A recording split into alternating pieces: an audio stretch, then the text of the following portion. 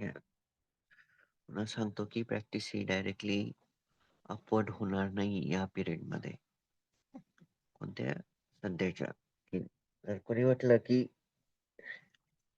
मी स्वतःपन्न झालो किंवा मी अनागामी झालो, तर तो व्यक्ती विदाऊट प्रॅक्टिस होऊच शकत नाही.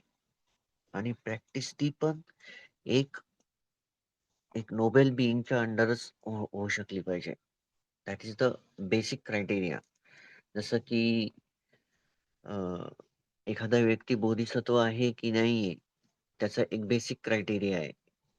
काय आहे, की त्या व्यक्तीची पारमिता त्या दिशेने जाणारी पाहिजे, नंबर 1. नंबर 2, समोर संवाद संबुद्ध पाहिजे.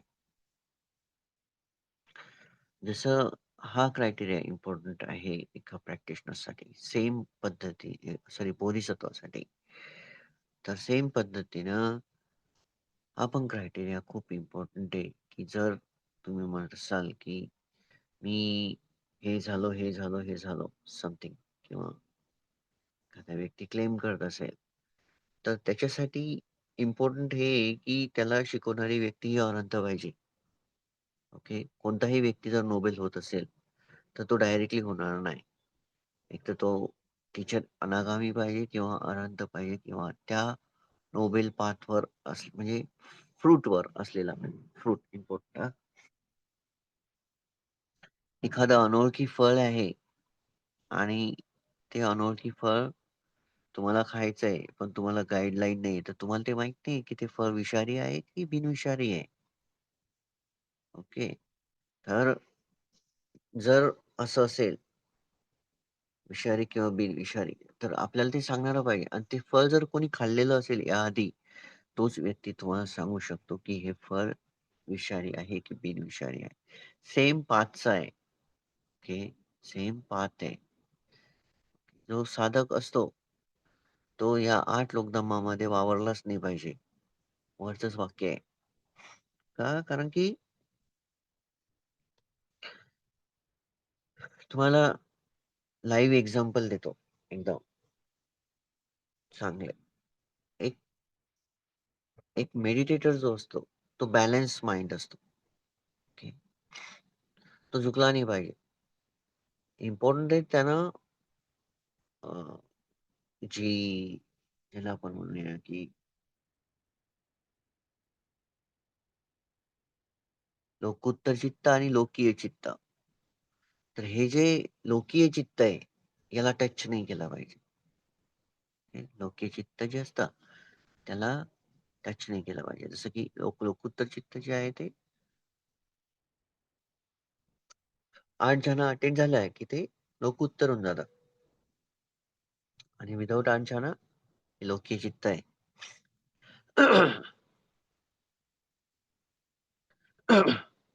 तर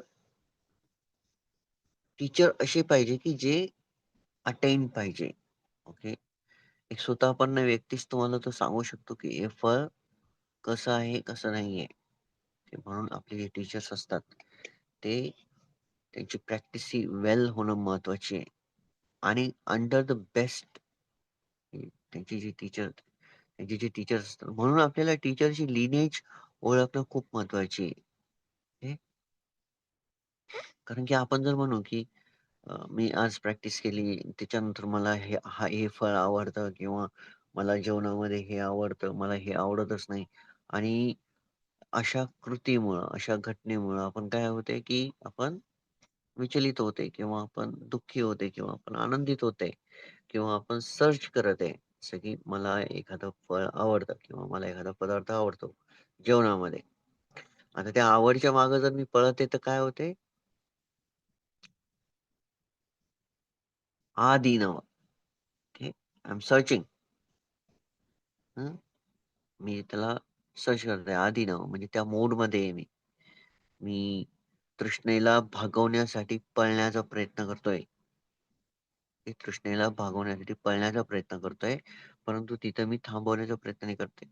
तर हे का घडतं? कारण की जर आवड आहे पहिल्या पातळीवर, पहिल्या लेव्हलला जर आवड आहे, एखाद्या गोष्टीमध्ये किंवा एखादी गोष्ट प्राप्त करायची इच्छा आहे, तृष्णा आहे, तर काय तेच होते ना, अविद्या, पच्चाय, संखार. इग्नोरन्स आहे. Don't know the four noble truth. Not understanding the four noble truth. Don't know the four noble truth. Not able to practise the four noble truth. चार आर्य सत्य माहित नाहीये. चार आर्य सत्याची प्रॅक्टिस नाहीये. चार आर्य सत्य समजलेलेच नाहीये. हं? या पातळीमध्ये काय होईल की अविद्या कामात आहे. पहिल्याच आर्य सत्यामध्ये अविद्या कामामध्ये असते. मग काय होणार? अविद्या पश्चाय संखार, संखार पश्चाय विज्ञान, विज्ञान पश्चाय नामरूप, नामरूप पश्चाय सलायतन, सलायतन पश्चाय फस, वेदना, तन्ना, हं? उपादान, भव, जाती, जरा, मरण. समोरची साखळी चालतच आहे. शोक परिदेव दो मनस्सा. ओके. ते ते आपल्याला पालीच्या ह्याच्यामध्ये जास्त हे नाही. तुम्हाला डायरेक्टली समजून सांगतो मी. ते इग्नोरन्स आहे. इग्नोरन्स म्हणजे काय? Not understanding for noble truth. समजतच नाही चार आर्य सत्य काय. ओके. म्हणजे त्या व्यक्तीला कळत नाही की गुड आणि बॅड काय आहे, आपल्याला बॅलन्स माइंड ठेवण्यासाठी. हं? आजचं न्यू इयर आहे. आता प्रत्येक जण म्हणते की नाही मी या वर्षी हे करणार, ते करणार, असं करणार, तसं करणार. एकच करायचंय. एकच करायचंय. जास्त मोठ्या लाईन्स नाही. तुम्ही आज तुमच्या डिटर्मिनेशन मध्ये लिहून ठेवा. तुमचं 1 वर्षाचं जर अधिष्ठान घेत असाल, तर अधिष्ठान घेतल्यानंतरही तुम्ही ते रोज पालन करणं महत्वाचं आहे. त्याच वेळेस ते डिटर्मिनेशन कंप्लीट होईल. एकच अधिष्ठान घ्या. सप्प पापस्य अकरणं कुशलस्य उपसंपदा. सचित पर्योदपनं एतं बुद्धां शासनं. काहीच नाही. धम्म म्हणजे मन. बस एवढंच व्हायला पाहिजे. आणि ते जर करायचं असेल, एकच लाईनचं अधिष्ठान घ्या. सप्प पापस्य अकरणं. या वर्षी शील तोडायची नाही. ओके. पूर्ण वर्षभरात तर होतच नाही. शील कुठं तुटणार आहे? प्रेझेंट मोमेंटमध्ये आतामध्ये तुटणार आहे. तर काय होते? शील तुटतंय म्हणजे याचा अर्थ काय? इग्नोरन्स आहे. त्याचं फॉर्मेशन झालेलं आहे. ते कॉन्शियसनेसमध्ये आलेलं आहे. हां? त्यानं नाम आणि रूप धारण केलंय. ते आपल्या 6 इंद्रियापर्यंत पोहोचलंय. त्या 6 इंद्रियांनी संपर्क निर्माण केलाय. त्या संपर्कामुळं वेदना निर्माण झालेली आहे. वेदनामुळं आपल्यामध्ये तृष्णा निर्माण झालेली आहे. तृष्णेमुळं आपण त्याला चिपकत आहे. त्याच्या ओढ घेते. त्याच्या आदिनवामध्ये पळत आहे आपण. आदिनव, अस्साद, आदिनव, निस्सरण.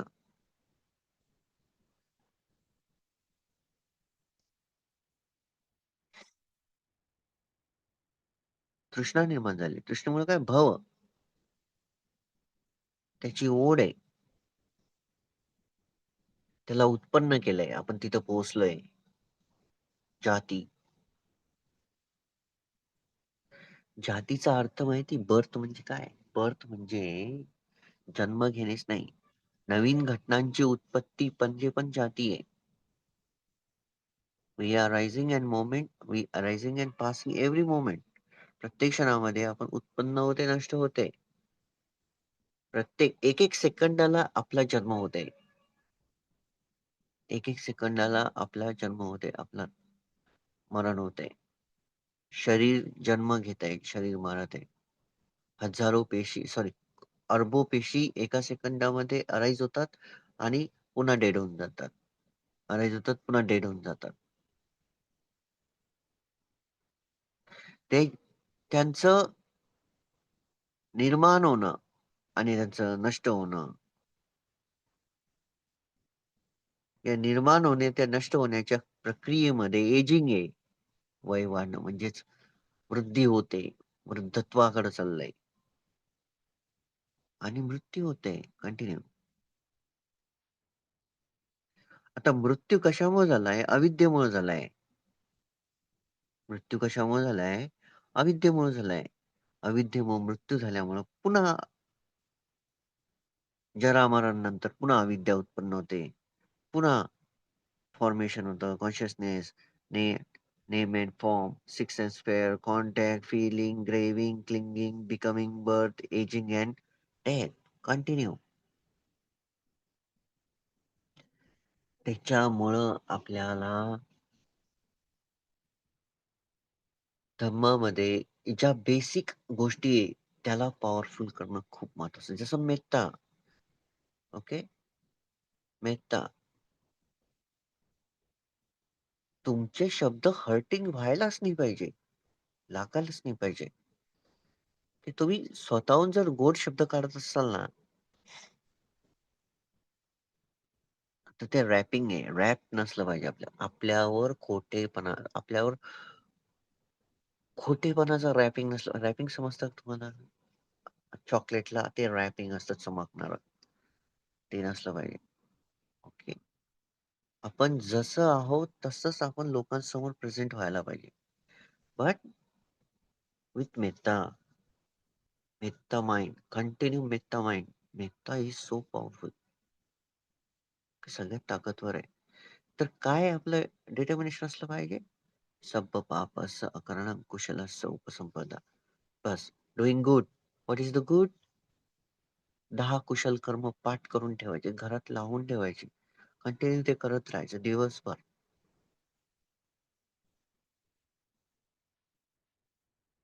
365 दिवस आपण काय केलं याचा रेकॉर्ड ठेवा वहीमध्ये.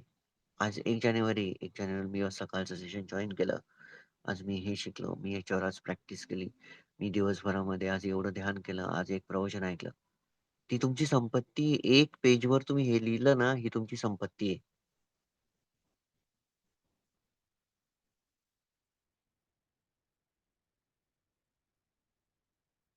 दुसऱ्या दिवशी सेम, तिसऱ्या दिवशी बदल. कोणतं प्रवचन ऐकलं ते सुद्धा लिहा. त्याच्यामुळे तुम्हाला काय होईल, की खूप त्याच्यामुळे प्रेरणा भेटत राहील. खूप ऊर्जा आहे त्या गोष्टीमध्ये. Small and simple is the most powerful thing आहे. ओके. छोटीशी गोष्ट, साधी गोष्ट, परंतु ती खूप ताकदवर असते. आपल्याला आपलं उद्दिष्ट ज्ञान प्राप्त करणं किंवा निब्बाण प्राप्त करणं आहे. परंतु सध्याच्या स्थितीमध्ये स्टेप बाय स्टेप समोर जाणं इम्पॉर्टंट असतं. ओके. म्हणून धम्मामध्ये आपली अंडरस्टँडिंग जी आहे ती खूप बिग रोल प्ले करते. आपण किती फीलिंग्सच्या मागे पळतोय. वेदना, वेदना, वेदना. वेदना कशामुळे निर्माण झाल्या? फर्स्ट समुदाय सभ्ये धम्मा. वेदना आणि फस्स हे लिंकेज आहे. हे दोन्ही प्रकृती समुद्रामध्ये लिंक आहे. परंतु फस्स भगवान बुद्ध काय म्हणतात? फस्स समुदाय सभ्ये धम्मा म्हणजे सर्व धम्म जे आहे ते संपर्कामुळे निर्माण होतात. 6 इंद्रियांचा भौतिक जगाशी आलेला संपर्क.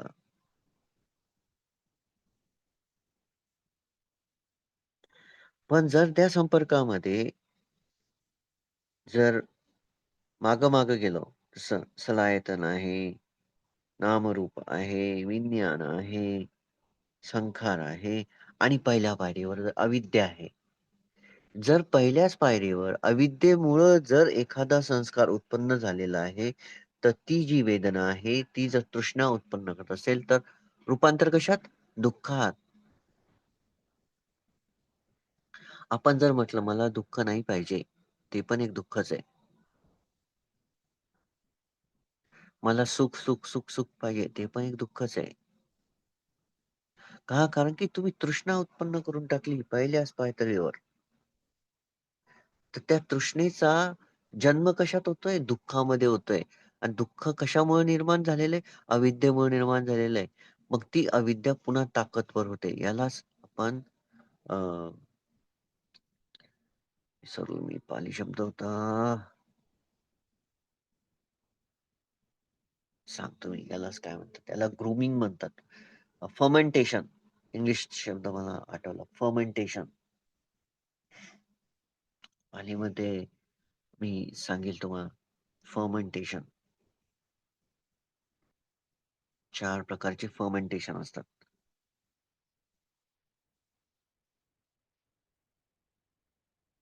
या पूर्ण याला काय म्हणतात?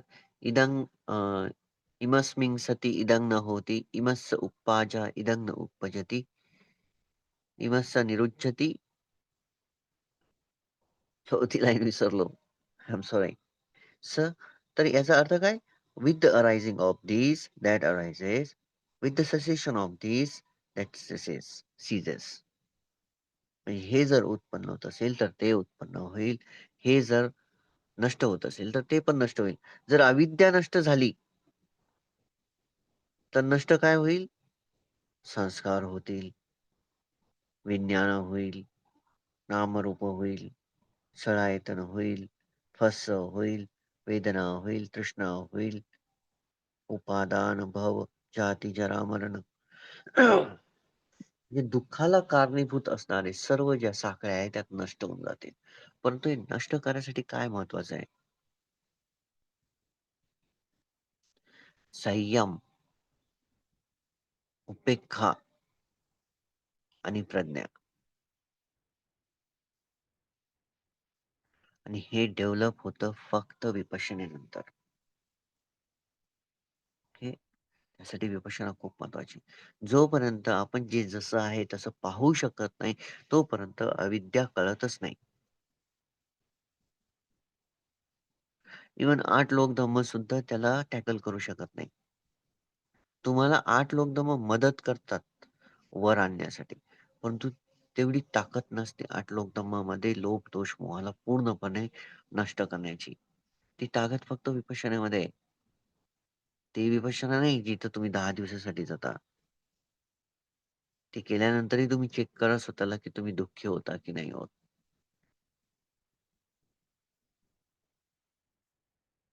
चेक करणं महत्वाचं आहे. Self checking. धम्मगुण कोणते आहेत?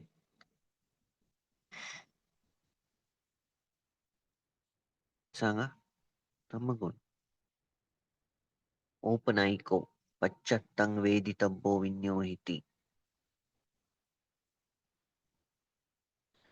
This path is practiced by noble beings. म्हणजे हा रस्ता आर्य लोकांनी पार केलेला आहे.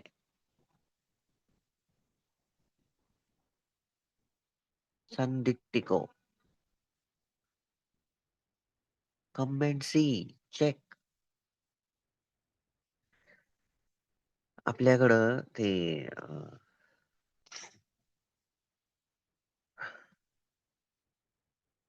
सुत्त आहे. त्याच्यामध्ये लिहिलेलं आहे की भगवान बुद्धांचा धम्म चेक करावा लागतो. आपल्या सतसत विवेक बुद्धीवर चेक करावा लागतो. Okay, that's correct. सतसत विवेक बुद्धी म्हणजे काय? विवेका. विवेक त्यावेळेस उत्पन्न होत असतो ज्यावेळेस दुर्गुण नसतात. बघा तुम्हाला किती चांगलं वाक्य भेटलंय. विवेक त्यावेळेस उत्पन्न होत असतो ज्यावेळेस दुर्गुण मनामध्ये नसतात. सद्गुणांनी भरलेलं मन असतं त्याच वेळेस विवेक उत्पन्न होतो. विवेक आपण म्हणू चित्त विवेका. The secluded mind from defilements. दुर्गुणांपासून एकांतात असलेलं मन म्हणजे चित्त विवेका.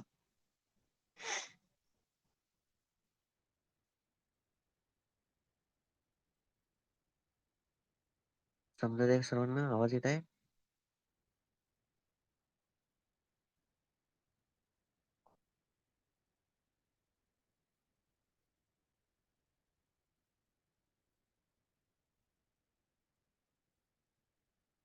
आवाज येत आहे का? ओके.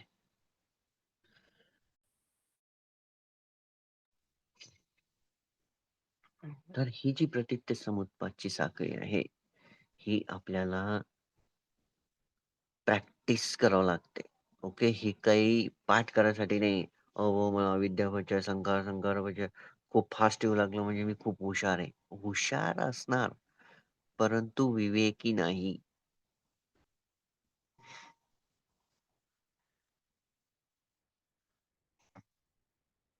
पठण करणारा प्रॅक्टिशनर नसतो.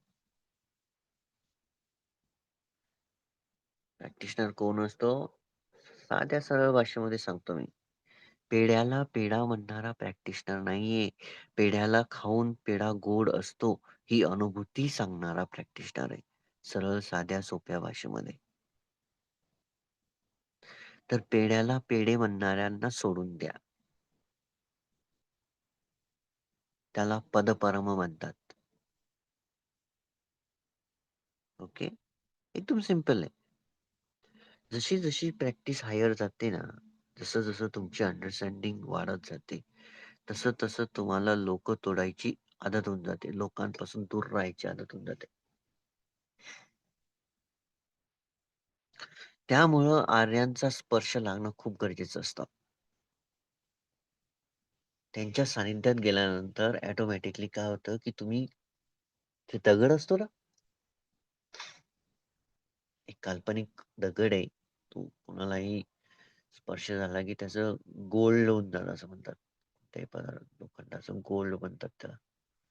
फारच नाही. हं,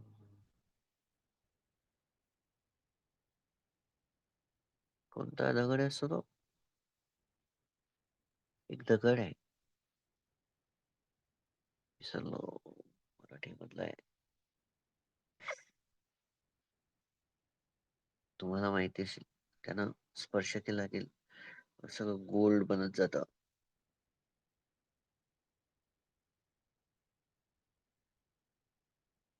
परीस. Yes, yes, yes. पारस मला वाटलं मी पारस म्हणलं परीस. येस. जे आर्य असतात ते परिसासारखे असतात. ते त्यांच्या सानिध्यात गेल्यावर आपलं सोनं व्हायला सुरुवात होतात. कारण की पारमिता आपण कर्माची लीनच चेंज करत आहे ना. आपण जसं त्यांच्या सानिध्यात जातो ना, तर काय होतं, की ते आपले जे कर्म बनतायत ना, त्याची साखळी बदलते. साखळी बदलते याचा अर्थ हे नाहीये, की अ, अविद्या नष्ट होऊन जाते. नाही, अविद्या नष्ट नाही होत, परंतु फरक पडतो आणि तोच फरक खूप मोठा फरक समोर घडवून आणतो.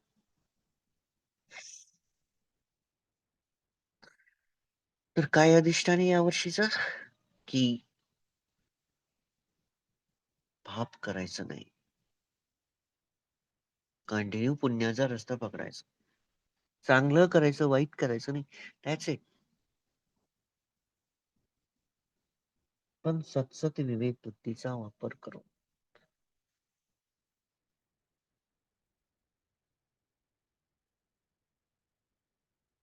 आणि सर्वात महत्वाचं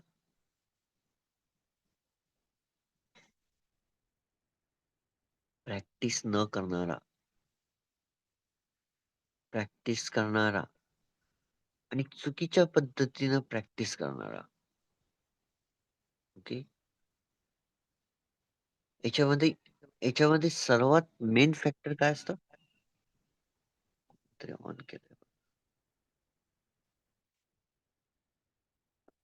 त्याच्यामध्ये सर्वात महत्वाचं काय? त्याच्या feelings. Depend on the ignorance. त्याला वाटतं, की आता सपोज मी म्हटलं, की मला वाटतं, की हा रस्ता बरोबर आहे. मला वाटतं, की ही प्रॅक्टिस बरोबर आहे. जर तुम्हाला वाटतं ना, तर तुमची त्याप्रती श्रद्धा खूप स्ट्राँग असली पाहिजे आणि तुम्हाला त्याचे फ्रूट भेटलेले पाहिजे. तरच ते इम्पोर्टंट. तरच ते इम्पोर्टंट. तर गोल काय आहे आपला? गोल आहे निब्बाण. बट गोल तिथपर्यंत नेण्यासाठी खूप सगळ्या दुर्गुणांशी झगडावं लागतं आपल्याला.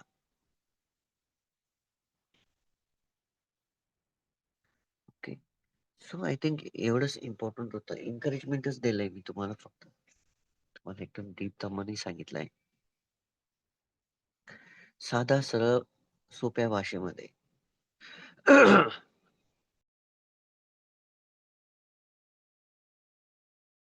साध्या, सरळ, सोप्या भाषेमध्ये, की आपल्याला अविद्या नष्ट करायची आहे. त्या अविद्येचा जो पाया आहे, त्याला असाध म्हणजे काय? Interest in gratification. स्वतःला तृप्त करण्याची इच्छा, दुर्गुणांच्या प्रभावाखाली स्वतःला तृप्त करण्याची इच्छा जर असेल, दॅट इज असाध. त्याचे असाध. आणि त्याचे वडील कोण आहे? इग्नोरन्स, अविद्या. आई आणि वडील अविद्या आहे. याला ब्रेक करणं महत्वाचं आहे. इग्नोरन्स कमी व्हायला लागला, की ऑटोमॅटिक जाती आणि जरा-मरण वीक व्हायला लागेल. ज्यावेळेस तुम्ही डायरेक्ट पाहायला सुरुवात करसाल, तेव्हा तुम्हाला डायरेक्ट फोर नोबल ट्रुथ दिसायला लागेल. Seeing and knowing. पाउक सॅडोईंचं बुक आहे, नोइंग अँड सीइंग. दासन पाहातब्बा. Is when you see you destroy. ज्यावेळेस तुम्ही पाहता त्यावेळेस तुम्ही डिस्ट्रॉय करता. जोपर्यंत तुम्ही पाहू शकत नाही तोपर्यंत तुम्ही डिस्ट्रॉय करू शकत नाही.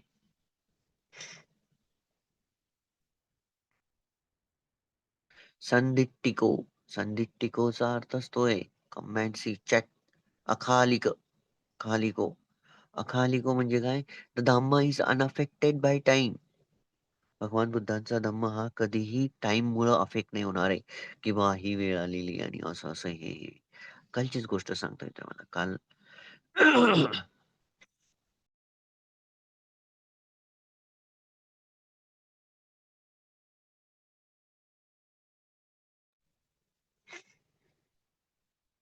काल जेव्हा आता तुम्हाला सगळ्यांना माहिती आहे, की एकदा दान दिलेली वस्तू आपल्याला बोलावं नाही लागत किंवा त्याच्याबद्दल डिस्कस नाही करावं लागत. आता थाई ट्रेडिशन म्हणा किंवा म्यानमारचं म्हणा किंवा श्रीलंकन, हे प्युअर थेरवादा ट्रेडिशन आहे. जिथं धम्म वेल प्रॅक्टिस केला जातो. महायाना नाही. महायाना फेक आहे. त्यांची प्रॅक्टिस एवढी हे नाहीये.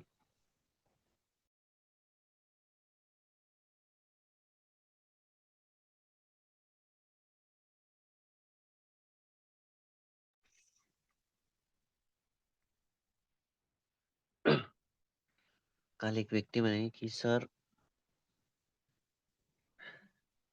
हे जे पात्र तुम्ही उचलून ठेवले, याला डबल काउन स्पर्श नाही करायचा. तुम्ही का बाबासाहेबांच्या विरुद्ध शिकू राहिले का?" ओके.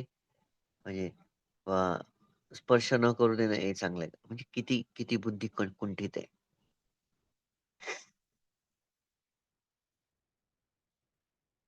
समजतंय का मी काय म्हटलं?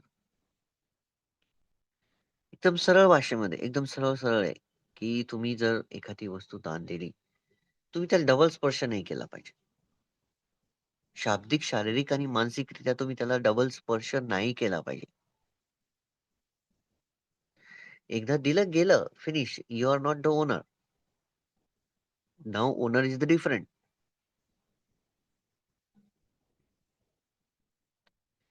संघाचा नियम आहे, की ती वस्तू त्यांना भेटली, पुन्हा जर स्पर्श झाला, ती वस्तू तिकडेच गेली. इतके मी सरळ उत्तर दिलं, विनय वाचा. आहे की नाही? तर ह्या गोष्टी खूप घडतात. ज्यावेळेस इग्नोरन्स मनामध्ये असतं, अविद्या. अविद्या मनामध्ये असलं, की पुण्य पुण्य बिलकुल वीक करून टाकते अविद्या आणि पापला वाढवून टाकते, ताकदवर करते. म्हणून जास्त काही नाही. धम्म एकदम म्हणजे मला काय म्हणतात 53चे 53 मानसिक गुणधर्म यायलाच पाहिजे किंवा 227 विनय हे पूर्णपणे आताच पाठ व्हायला पाहिजे. अजांच्या असं म्हणणं आहे, की तुम्ही जर चांगलं करत आहात सर्व काही, तुम्ही जर शीलामध्ये आहात, 227 27 तर तुमचा नोबेल पाथ जो आहे तो क्लिअर होऊन जातो. सर्व धम्म कशामध्ये? चांगलं करणं म्हणजे सर्व धम्म आहे. सब्ब पापस्स अकरणं म्हणजे वाईट न करणं आहे. परंतु चांगलं धम्म कशामध्ये? सर्व चांगलं करणं. काय चांगलं करायचंय? रेषानग वर.